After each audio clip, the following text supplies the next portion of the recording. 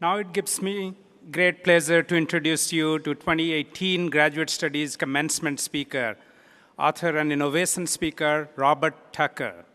Known as one of the world's top innovation speakers, Mr. Tucker is a frequent contribution to publications such as Innovation Excellence, Strategy and Leadership, and Forbes, where he writes a column on innovation trends.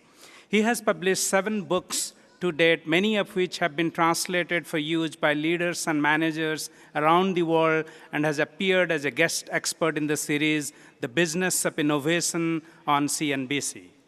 Mr. Tucker has served as an adjunct professor at UCLA and had advised and coached over 200 of the Fortune 500 companies in over 50 countries, seeking to improve individual and organizational innovation and performance. You'll be glad to know that Robert is an Aggie through and through, having earned his bachelor's degree from UC Davis in 1978. Please join me in welcoming Robert Tucker.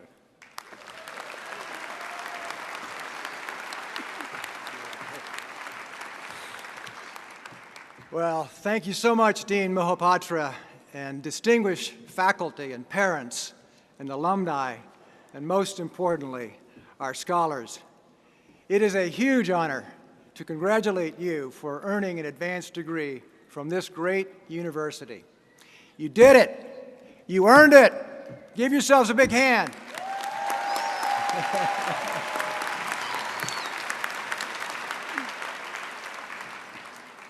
A couple of months ago, when they called to invite me to speak at this celebration, I went home and told my wife.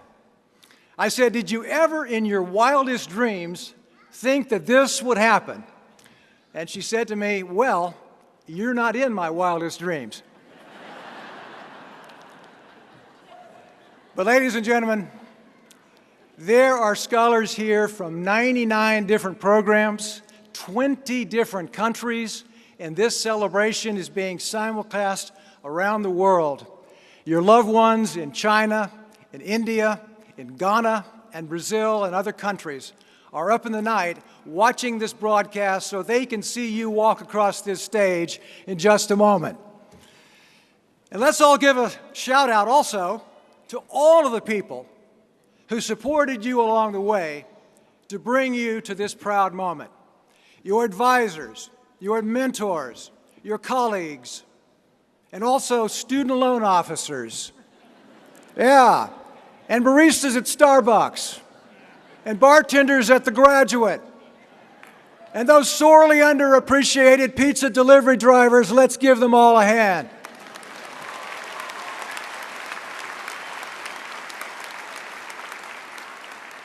Who says it doesn't take a village to raise a scholar?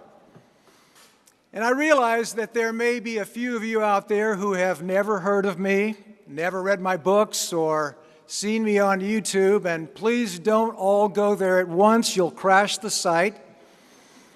But I graduated from Davis in 1978. And I am sure that the stone tablets with my academic record must still be around here somewhere. And as Dean Mohapatra said, I went on to become a futurist and an innovation expert, advising organizations all over the world, and perhaps because of this work, they've asked me to share a few ideas with you this afternoon about how to make the most of your future and your innovation journey ahead. So I want to talk with you about 3 things, 3 ingredients for success, let's call them. And they all begin with the letter C: change, creativity, and courage. Let's start with change. In 1440, a man by the name of Johann Gutenberg invented the printing press. And his invention made it possible, for the first time in history, to spread ideas and knowledge over vast distances. And it disrupted the existing order of serfs and landowners and kings and queens, and everything began to change. Gutenberg's invention set off a series of revolutions: the scientific revolution, the industrial revolution, the Reformation, the Enlightenment, and the birth of our democracy here in America.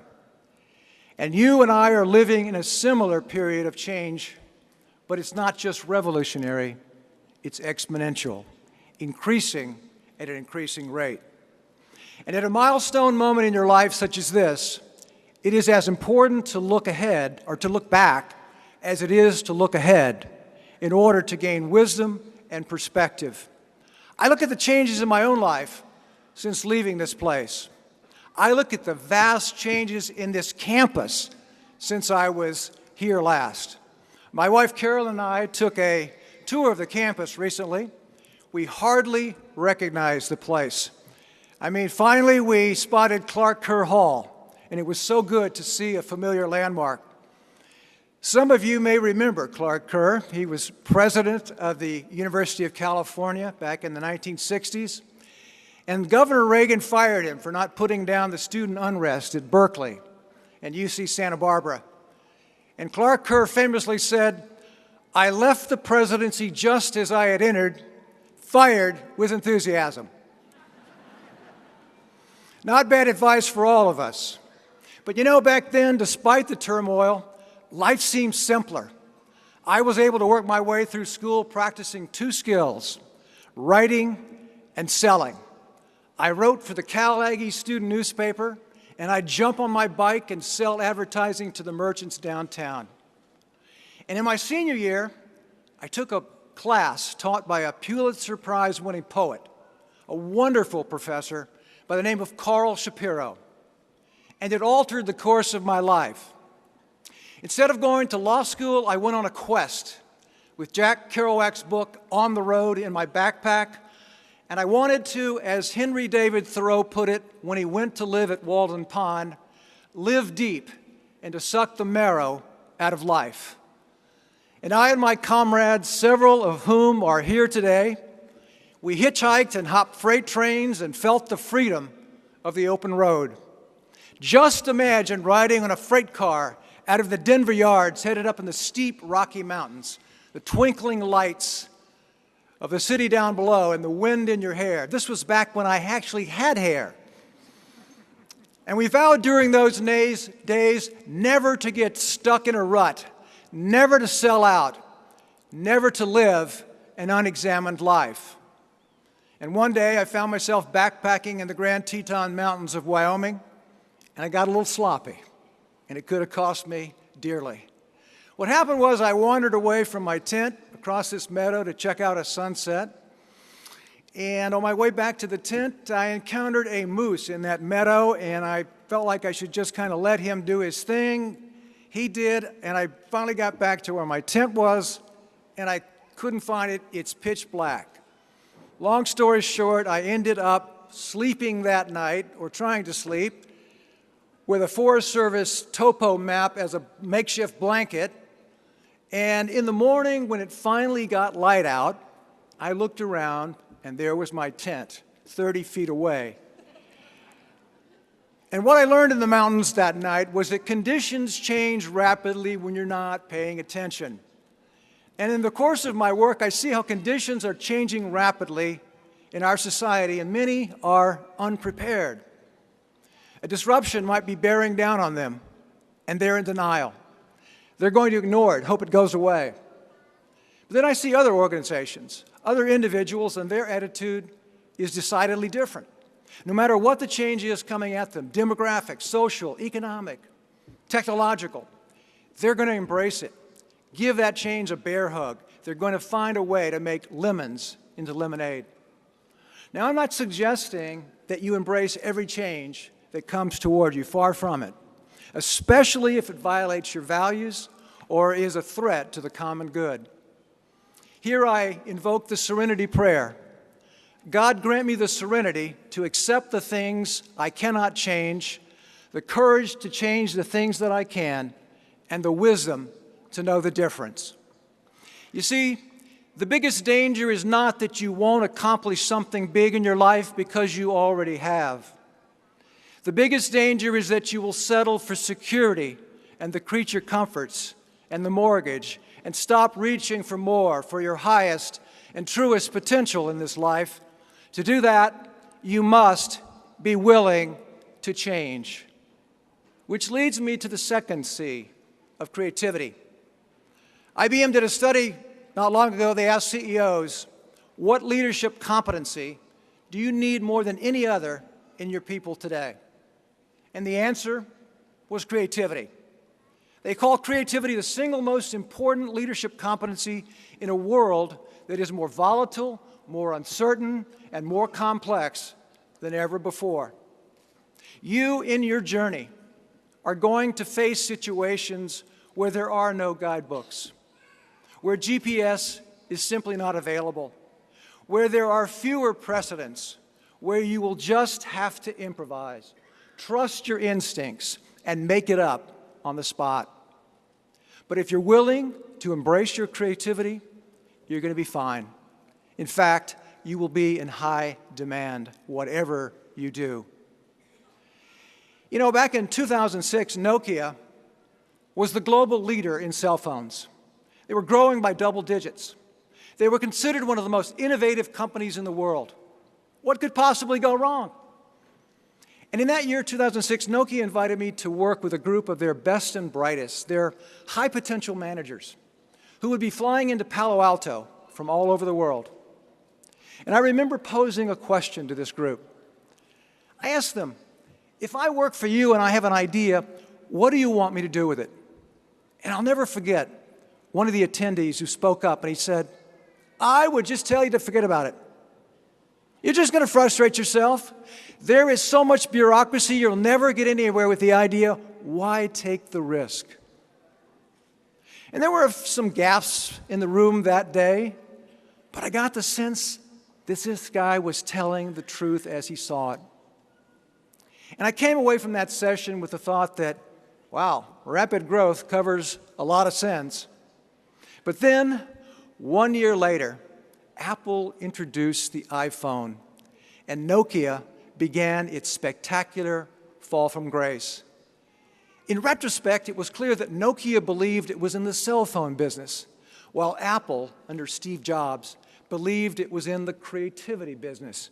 And my friends, in today's world, we are all in the creativity business. No field of endeavor, no matter how advanced, can still be advanced further, can still not be advanced further. There is always room for improvement. There's always a better way. There are always assumptions that need assaulting, always new mountains to climb. So embrace change and practice working with your creativity every day. And the third and final C is courage. Yes, it takes courage to explore out there on the frontiers of your field, but you did it. It takes courage to face your fears and go ahead and do the work you believe in anyway. It takes courage to trust yourself when others doubt you. It takes courage to stand against corruption in all of its many forms. And above all, it takes courage to create the life that you really want to live. With so many voices yammering at us from the moment we wake up until we close our eyes at night, it takes courage to decide what and how you want your life to be, instead of letting circumstances or Facebook or someone else decide. Nothing about the future is written in stone. My generation, the boomers, came of age during the time of Vietnam and Watergate and social unrest. We tried to stop a war and create a better world, and we are not done yet. But now your generation has your chance at bat, your chance to make a difference, your chance to change the world. And that is my encouragement to you, to think big when others are thinking small, to push back against those who say that the best days are behind us, that our problems have grown too big. And please remember this: people with the biggest ideas are always ridiculed by people with the smallest minds. But so what? Think big anyway, and do good, not only for yourself, but for others and for the planet. The good you do today may be forgotten tomorrow. Do good anyway. Build a life, not just a resume. Graduating Scholars 2018, again, my hearty congratulations. You have labored mightily to enjoy precious moments like this. Moments where the possibility and the passion of the human spirit are unleashed. Moments where you soar on the vision of a better world. We all want to live our best life. We all want someone to love us and to love in return. We all want to leave the world a better place. We all want to prosper. And we all want to align with that spirit of oneness and possibility that is not selfish, but selfless, and transcends borders and barriers and brutality. Moments like this don't come along every day. So when they do, savor them. Store them in your heart, because every day you create your destiny. Godspeed to all of you, and thank you for this honor of a lifetime.